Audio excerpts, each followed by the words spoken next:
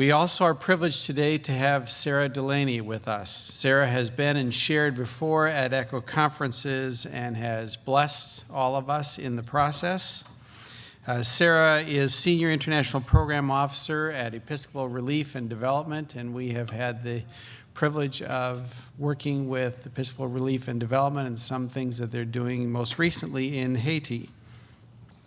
She has a great background, way back as a Peace Corps volunteer in Mali, and has had opportunities to work all around the world. She is talking today about a topic that's very important to all of us who are seeking to be change agents in some way in our world, and that is to understand the factors that are at play in farmers' adoption or resistance, non-adoption, to new practices. And it's very easy for all of us, empowered people, great ideas, it just needs to happen. What's the problem? It's not happening. And if we can be a little bit smarter and more aware of some of these factors, our work and our desires to serve the Lord around the world will be enhanced. And so Sara is going to come and share with us. Thank you for being here. Please welcome Sara Delaney.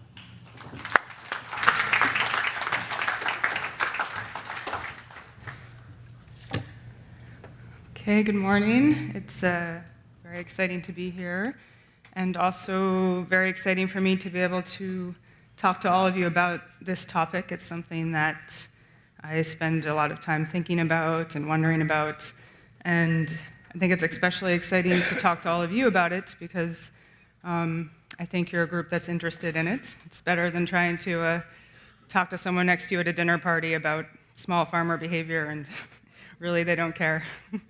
So I'm glad to be here talking to all of you. All right, so trying something new. And actually, this has come up no. My ears are too small? All right.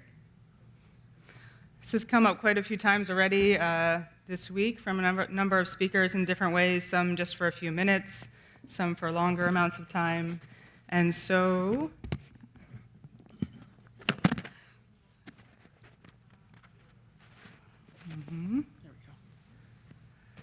Okay. So what I hope to do now is kind of dig in a little bit deeper to that, and you'll see some things repeated, which was interesting to me to see the ideas I already have brought up or discovered by other people as well. Okay, so I'll go over now kind of what is the small farmer context that I'm speaking about?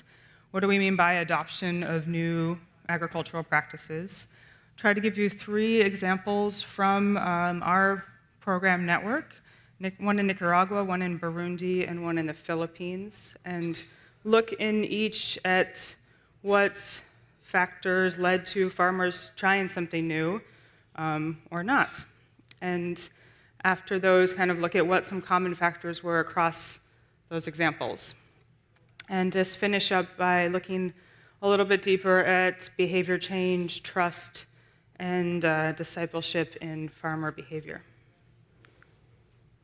Okay, small farmers. There are more than 3 billion people, rural people, in developing countries, and more than 2/3 of those are small farmers. The hypocrisy here is that they also represent the majority of those living in absolute poverty worldwide and half of those who are undernourished, even though they are farming. So why may that be? It's hard work, and there are a lot of challenges. Most are cultivating on land, or all small farmers are cultivating on land somewhere between 1 and 5 acres. I guess sometimes smaller than an acre, actually. Growing a variety of crops. You have maybe a mix of grains, tubers, beans, sometimes vegetables, sometimes 1 or 2 cash crops like coffee or sugarcane. Usually some small animals, sometimes some fish, and hopefully sometimes trees that you can use either for fruit or wood. And in what environment are these small farmers working? There are a variety of natural, economic, and social challenges. natural, economic, and social things that can either be enabling and beneficial or be challenging, right? So that ranges from anything to the soil that you have, water resources, your topography, what markets are available to you, the roads, land rights or tenure in the region that the farmer's working, political stability. The list could be very long. We've been hearing about them all week also. So adding to this already long, diverse list, we also, I hear from the partners I work with around the world, from the farmers themselves, that they are now experiencing changing climate. So many of us may think of climate change as something to be worrying about in the future. It's something the farmers we work with are worried about now.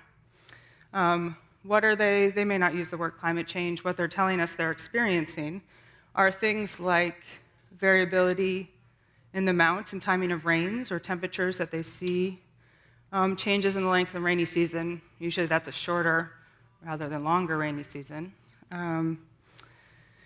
New crop pests and diseases that they didn't experience before, and importantly, increased intensity and frequency of extreme events such as droughts, typhoons, floods. So those are all really bringing an added dimension to the context that the farmers are working in, right? Okay, so new practices. So all these farmers have an amazing wealth of experience already. You know, things they know from their own work, things that have been passed down to them, things that their neighbor may have showed them. But we as a agricultural development community may at times think about introducing something new. Why would we do that? Maybe to help a farmer optimize their yield or productivity they can get from the small amount of land they do have. Maybe to help them with a challenge from that list, such as improving their soil management, dealing with a particular pest. Maybe to increase their resilience to changing climate patterns that they're seeing, or improve the sustainability of their production so that their land will last them, you know, through the generations, through to their children. So there's a number of reasons we might be introducing or working with farmers on new techniques. This is just, you know, a list of kind of broad area. They're all the same kind of things that you may see promoted here at ECHO.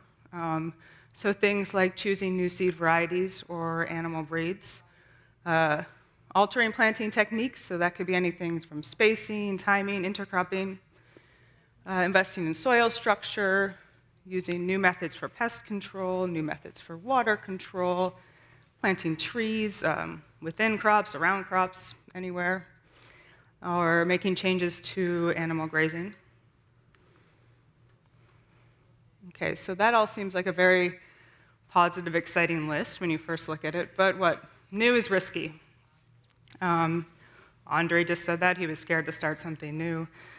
We spent a lot of time yesterday with Susan on how do we think about change in the broad spectrum of being nervous to jumping right in. But in general, I mean, think about when you're considering a change for yourself, something for your health, the health of your family, the income of your family, what are you going to consider before you do it? Are you just going to jump right in? Maybe it's something small like you want to change the recipe for your favorite dinner. Your friend's telling you to make it differently. You might think a little bit before you do it. Maybe it's something bigger like taking a new position at work. Or if you own a business, trying out a new product or a new way of making a product. Those are all changes and they may be risky, especially if your livelihood or your family's livelihood is involved in the outcome. So think about a new farmer making a decision like that. We just talked about the context that we're working in. New for a small farmer can be particularly risky. Why is that? They often have few assets to fall back on. Most have no access to crop or animal insurance. They have only a small amount of land to work with, and from that amount of land, they need to produce the food that their family will eat most of the time for the full year. But certain things can kind of push change. One of those I'm finding in my work with farmers is a changing climate. They're experiencing new challenges. Some of the things that have helped them be able to at least make it for that full year or close enough over generations are not working anymore. Or there may be other reasons to push you to try something new. Something happens in the family, there's another event in the community, right? Same reason we all may decide to try something new. Okay, and I'm going to add another element here. When we're thinking about what I would call agroecological practices, so practices more ecological or natural in nature, like using compost, agroforestry, natural fertilizers or animal feeds. Those types of practices, again, which you see here at ECHO, which we use a lot in our programs, have additional elements to them which you have to consider when you're working with farmers on them trying them. So those include things like they often take more time to see results. They often require higher labor, especially in the beginning, when you're also not seeing results yet. So that's a hard combination. And they can be different from what's being promoted in that area by the government or by private agriculture companies. So it may be outside of the box of what a farmer's heard before, maybe. But why are we even consider promoting them? Because they're often worth it, especially for small farmers in developing countries, and that's because they can be lower cost. Materials that are needed are accessible locally, and they have environmental and climate benefits for the farm themselves and the land they're working on. Okay.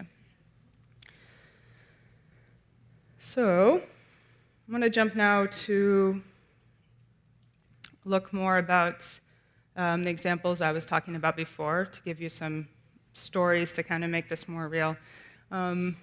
Just to start out, I'll explain a little bit about how we work. So at Episcopal Relief and Development, we work entirely through local partnerships, and we work in between 35 and 40 countries. And in each case, that's through a local partner organization. And where it's feasible, we work through the Anglican network. So that means it will be the community development office of an Anglican or Episcopal church in a given country.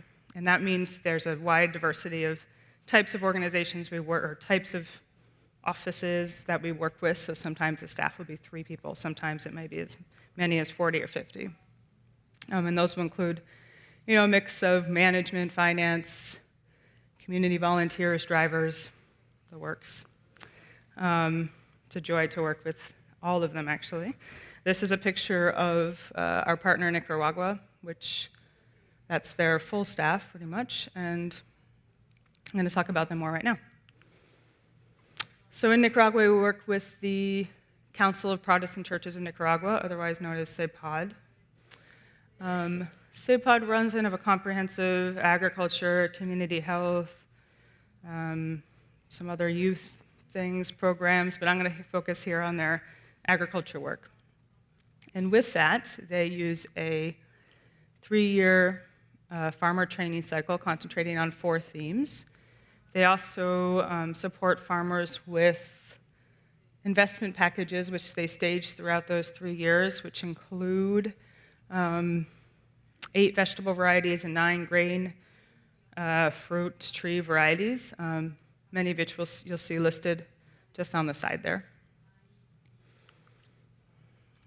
They have been working on those 4 themes and the practices within each of those themes for more than 20 years with farmers to refine them and figure out what's really important and what works for the farmers that they're working with.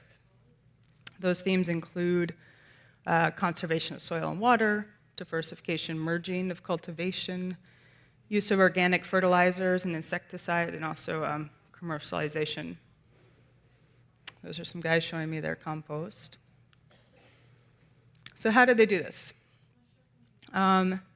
CEPAD uses a pretty organized approach. So in each community that they're working in, they start with a Community Development Committee. And that committee is made up of leaders and other people elected to the community, which will actually also help with any other programs SAPOD's doing besides the agriculture one. That committee will then choose what they call community agricultural promoters. So those promoters, as I'll show you more in a minute, are then invited to participate in the more intensive trainings with SAPOD and learn new techniques, try them on their own land, and see what they think about them, if they like them. And then they're responsible for sharing what they learn with 5 of their neighbors. And they call those the people that they're responsible for sharing with and helping their disciples. So you'll see we have from a community development committee, promoters, and then disciples.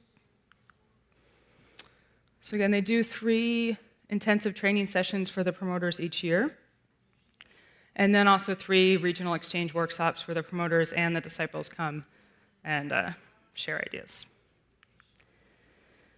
So what's happening? Here we've had really impressive uptake of new practices. You'll see here, this is the group of farmers who were working with SAPOD from 2009 to 2012. And this was an evaluation done after 2012 to see which of the techniques that had been promoted in the program were being used by the farmers.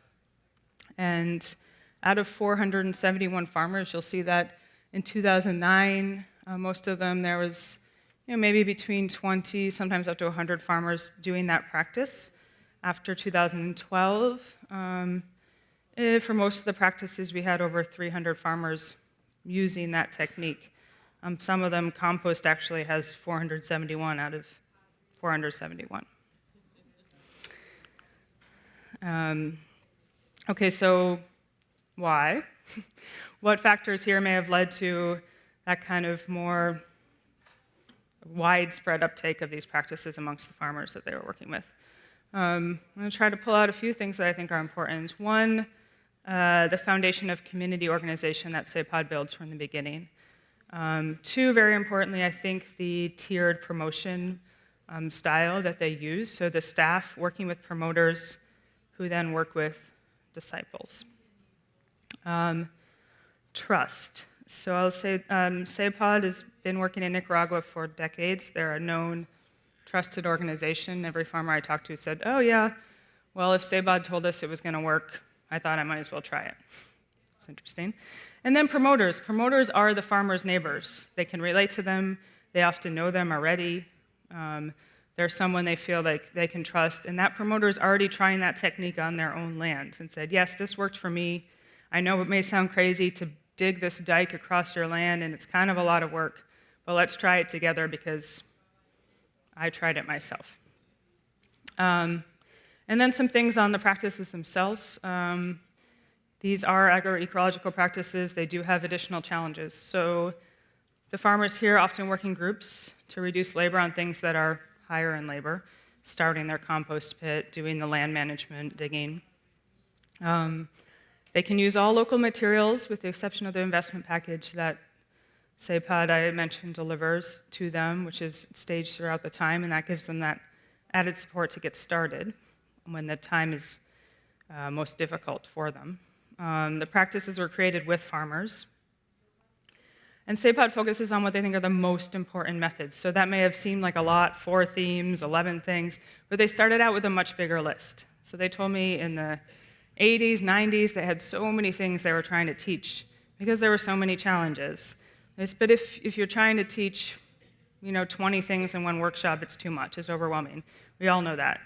So they've pared it down and they focus on certain things, and they also stage them across the 3 years so it's very focused for the farmers. Long-term approach, I don't want to forget that one. They spend 6 years in each community, so 2 farmer groups of 3 years each, and they also spend longer than that in a region, much longer. So even after they've left a community, they can go back and say, and check how things are going. So the farmers know that SAPOD's not going anywhere, as opposed to some other NGOs who may come in for a year or 2, funding dries up, they leave. Okay, so I'll move to, sorry, I'm checking my time. I'll move to Burundi, over in East Africa. Here we work with the Anglican Church of Burundi's Community Development Office. Their head office has 4 staff, but they work nationally in 6 dioceses. It's a small country. They have a diocesan coordinator in each diocese, and they also have right now 112 what they call animators, or local facilitators, volunteers at the community level. That's the program coordinator and the health coordinator. Burundi gets a lot of rain. It's very hilly, very densely populated. They experienced a long conflict, and they're currently experiencing some political trouble again. All of these factors have led to very high rates of undernutrition. So Burundi was actually ranked last out of all 78 countries ranked on IFPRI's Global Hunger Index most of the last 5 years in a row.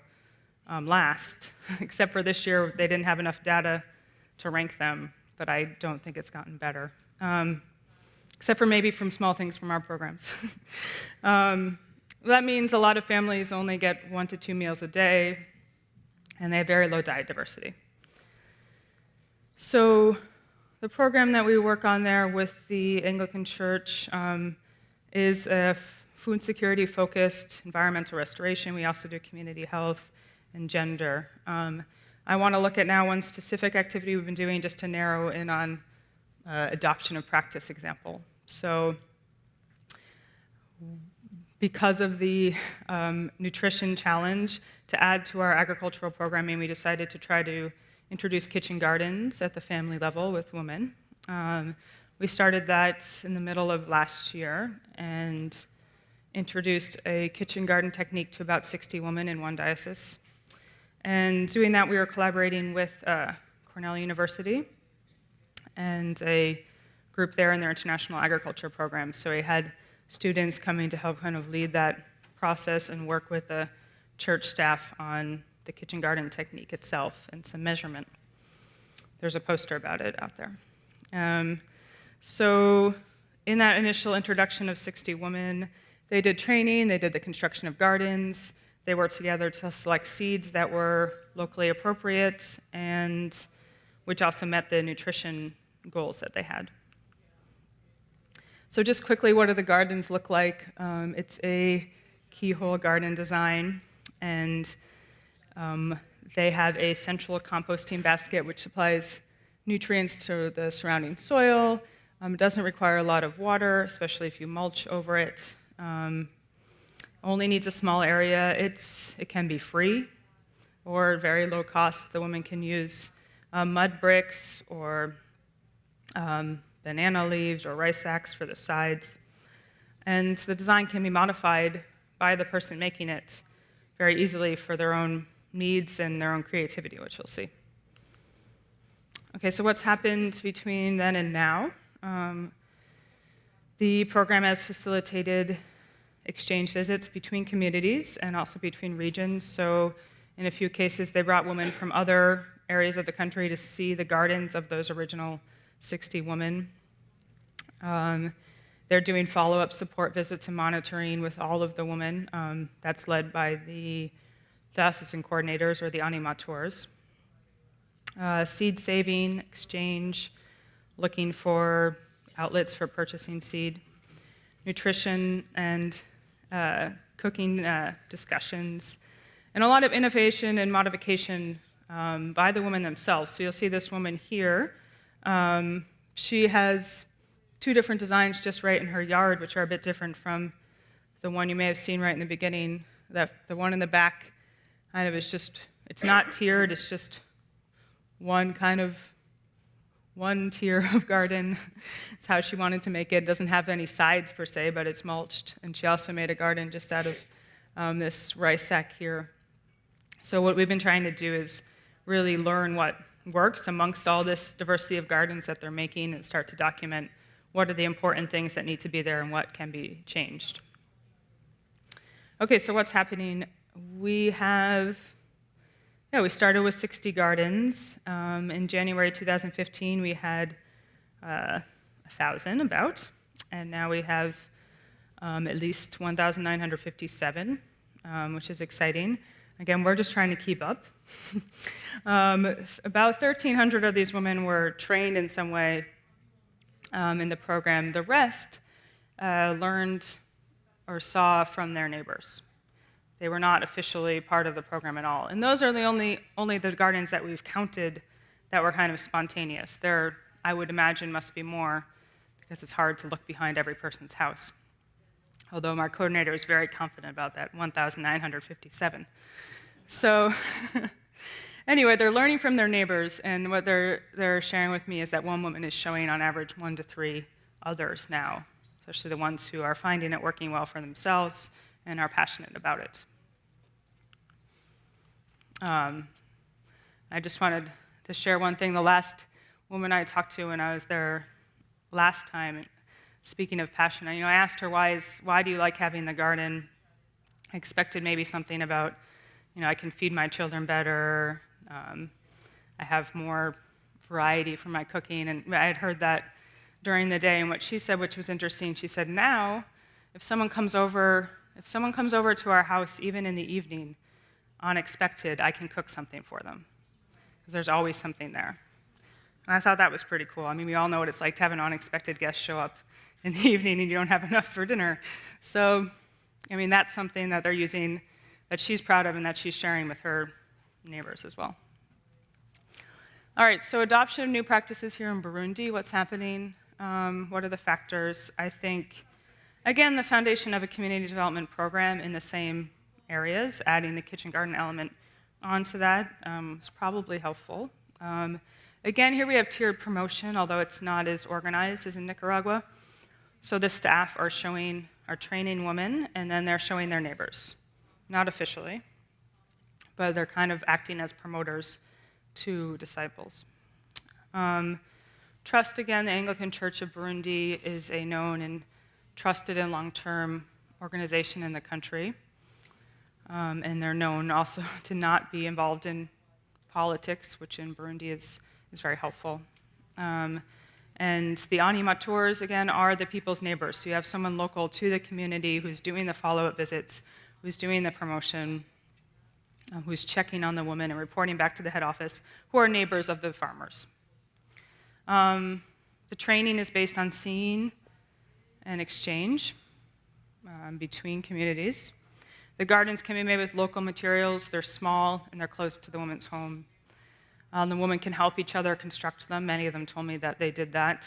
And the garden design is adaptable by farmers. The original design, a Cornell student took it from an idea from FAO and brainstormed it with our staff. They introduced it that way, but we've seen a huge variety of things come out of it just from that initial idea.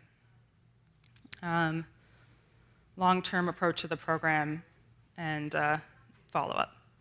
So again, we're not doing a training on kitchen gardens and then leaving and going to some other part of the country or leaving altogether. The Anglican Church of Burundi's community development program is there and staying. Okay, one last one. We'll go across the world to the Philippines. So in the Philippines, we work with the Episcopal Church of the Philippines, and they have been doing community development since the 1980s. In 2014, they formed an independent development organization, which they call Episcopal Care, or eCare. They work in 4 areas, you see there. Again, I'm going to focus on the agricultural food security element here. So in the Philippines, they get typhoons every year. They've been experiencing more frequent and intense typhoons. Probably most of you remember Typhoon Haiyan, which hit the end of 2013.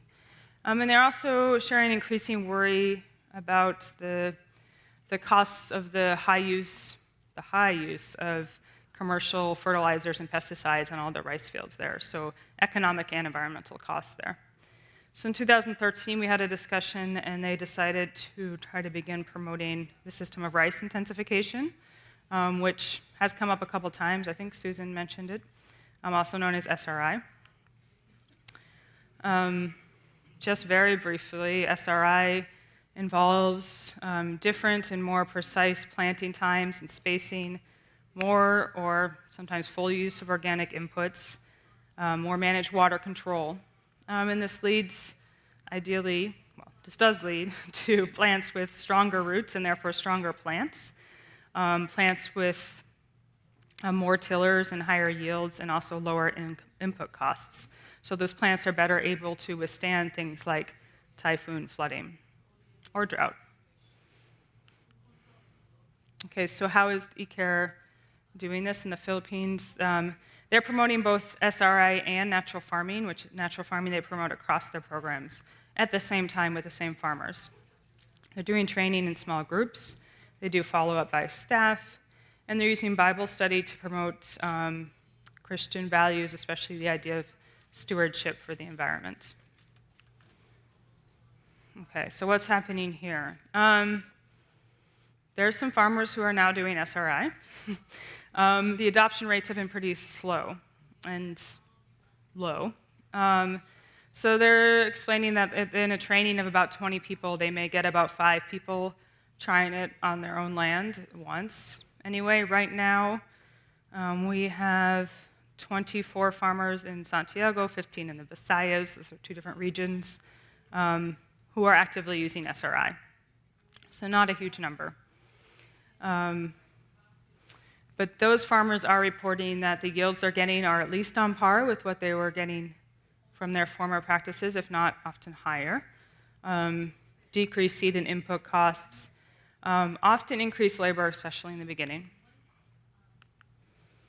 Okay, so what may be leading to this slower uptake of this SRI practice here in the Philippines, at least with the farmers we're working with? Trust, I would say in the Philippines, yes, the Episcopal Church of the Philippines, again, is a long-term trusted organization, as is now eCare. The challenge here, I think, is more that there's a lot more competing marketing in the Philippines. There's tons of private agricultural companies marketing, and they've built up relationships with farmers too, and those farmers may also trust someone else. They don't have an official system of farmer promoters yet, so they're doing trainings, they're doing staff follow-up, and they are getting some farmers who are excited in using it on their own land. So they now do have a base where they could start doing that, and we've talked about it, and they're out thinking about it. That's not happened yet, so that maybe hasn't led to that second level of outreach. The farmers who are doing it are starting small, so they may use only a small amount of their rice field to try SRI to lower the risk. But that means also that the results aren't as easy to see, the neighbor going by may not see them, and it's a new practice, so the results take some time to see, 1, 2, 3 seasons. So it's not an immediate, obvious, oh yes, kind of moment yet. They're promoting SRI and natural farming at the same time. So in a way, this is like a double behavior change, and that's hard. Like I said, if you're trying to promote a lot of practices at once, it can sometimes be overwhelming. In this case, the staff there feel very strongly that these are both important and integral to their work and their mission. So certainly not going to say don't promote these both. Maybe what we need to figure out is how to do the training so that the activities are staged so they're not overwhelming to a farmer, or that they can try the natural farming elements slowly. And the other 2 thing in the Philippines is that there's a lot more commercial farms than any of the other countries, most of the other countries we work in, and the other 2 examples I shared. So the commercial farmers have slightly more land, and they usually are hiring laborers to work for them. So a couple things there. They said commercial farmers, when they come to the training, even if they actually do agree with the idea of environmental stewardship that they're talking about, they say, yes, but I'm just part of this bigger system. I buy inputs from this company, I have this land, I'm trying to get as most profit out of it as I can. if I change, it's not going to change the system. So I agree with you, but I can't do anything about it. Another thing, if they're hiring laborers, the laborers are the ones that are doing the practices. So if you're trying to do different crop spacing or different type of water management, the laborers are the ones that need to know how to do that. And even if the laborers also then get trained by the landowner, they may not have any incentive to make that change if they're not also benefiting from it, or they weren't involved in all the promotion. They're just getting paid the same amount. So unless the landowner can come up with some kind of arrangement to actually have it be mutually beneficial, that becomes difficult.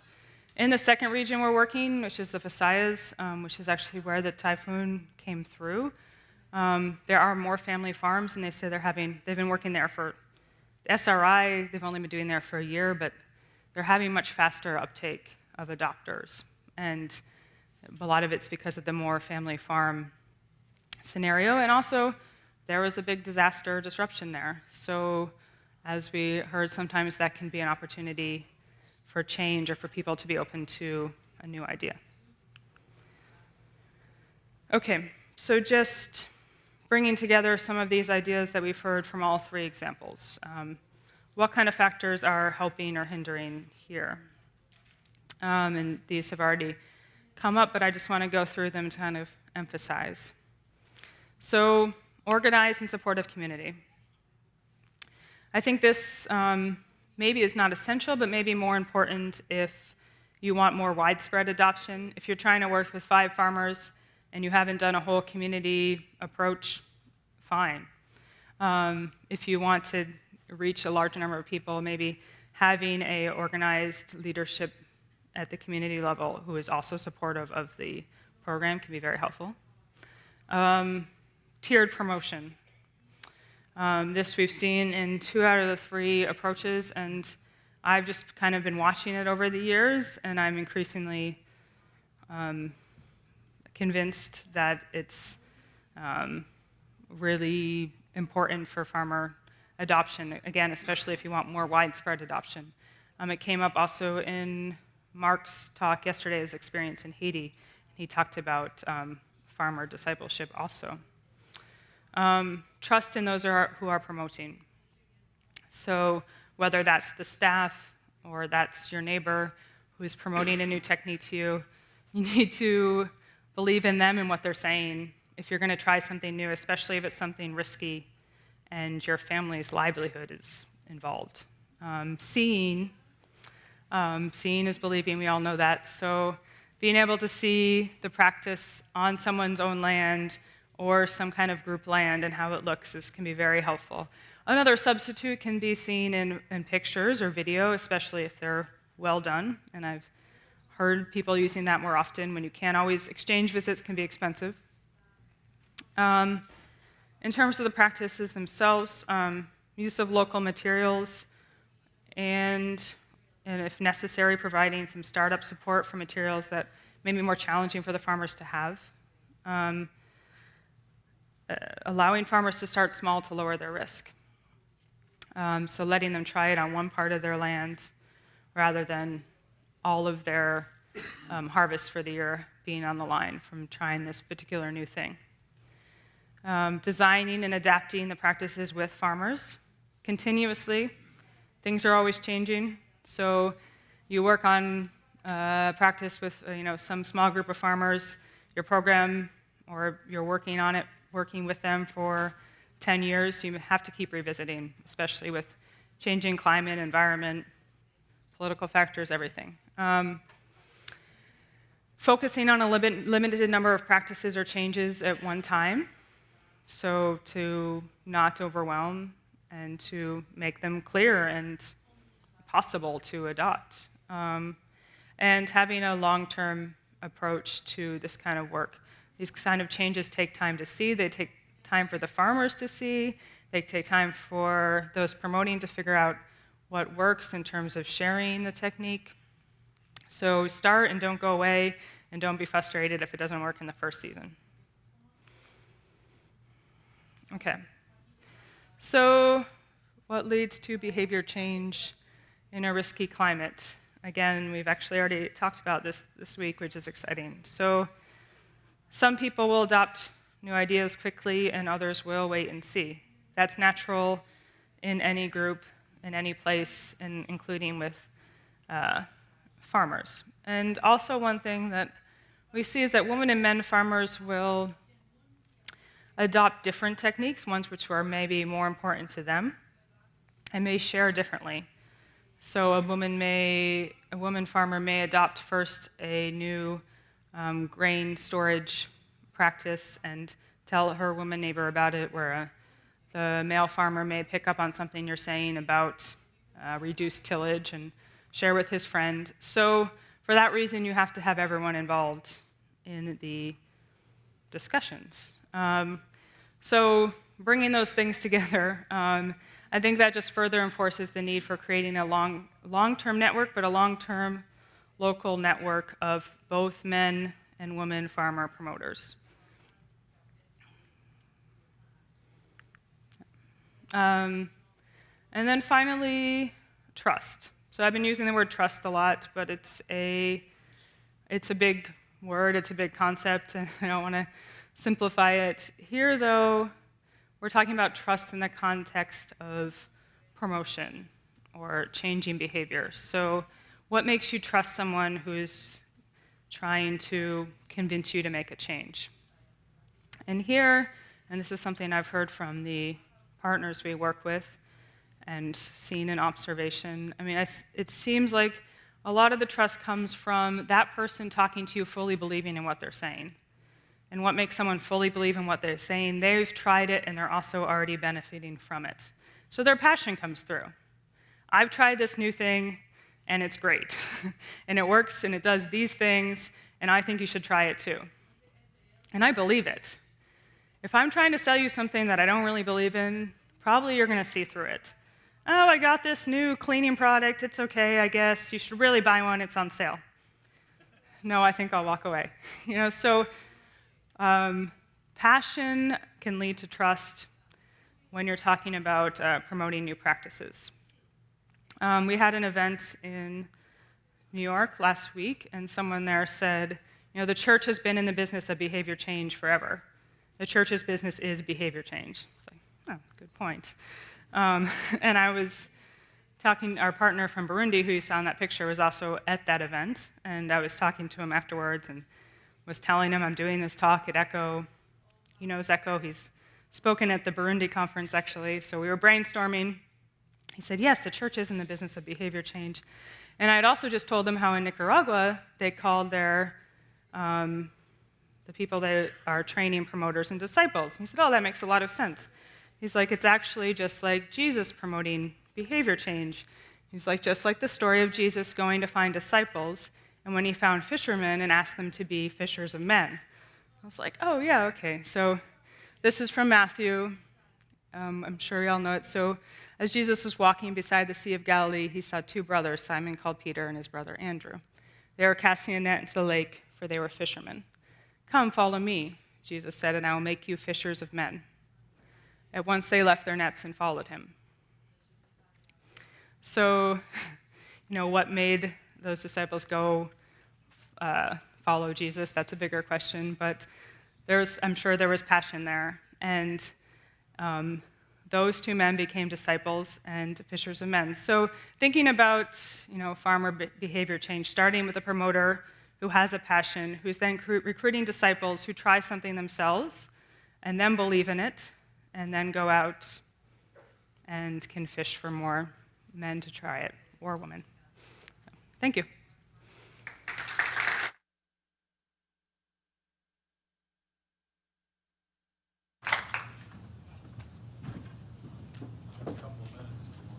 That's okay.